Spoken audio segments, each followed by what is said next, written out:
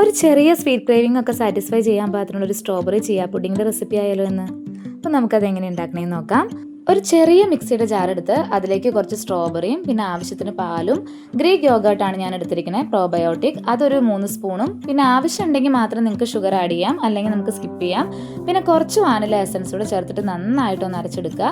പിന്നെ ചെറിയൊരു കണ്ടെയ്നറിലേക്ക് അത് ഒഴിച്ച് വെച്ചിട്ട് നല്ലോണം ചിയ സീഡ് ഇടണം, അതാണ് അതിൻ്റെ ടേസ്റ്റ്. എന്നിട്ട് നന്നായിട്ട് മിക്സ് ചെയ്തിട്ട് നമുക്കിത് ഓവർനൈറ്റ് ഒന്ന് ഫ്രിഡ്ജിൽ വെക്കാം, അല്ലെങ്കിൽ ഒരു 5-6 മണിക്കൂറാണെങ്കിലും വെച്ചാൽ മതി. അപ്പോൾ നമ്മുടെ പുഡിങ് നല്ല രീതിയിൽ സെറ്റായിട്ട് കിട്ടിയിട്ടുണ്ട്. ഇനി നമുക്ക് ആവശ്യത്തിന് ഏത് ഫ്രൂട്ട്സ് വേണമെങ്കിലേക്ക് ആഡ് ചെയ്യാം.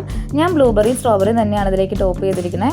ശരിക്കും ഇതിൻ്റെ ടേസ്റ്റ് ആ ഫ്രൂട്ട്സ് ആണ്, എന്തോരം ഫ്രൂട്ട്സ് ഇടണം അത്രയും ടേസ്റ്റ് ഉണ്ടാവും. അപ്പോൾ നിങ്ങൾക്ക് എൻ്റെ എക്സ്പ്രഷൻ കാണുമ്പോൾ തന്നെ മനസ്സിലാവും, നല്ല ടേസ്റ്റ് ഉണ്ടായിരുന്നു, എനിക്ക് ഭയങ്കര ഇഷ്ടമായി.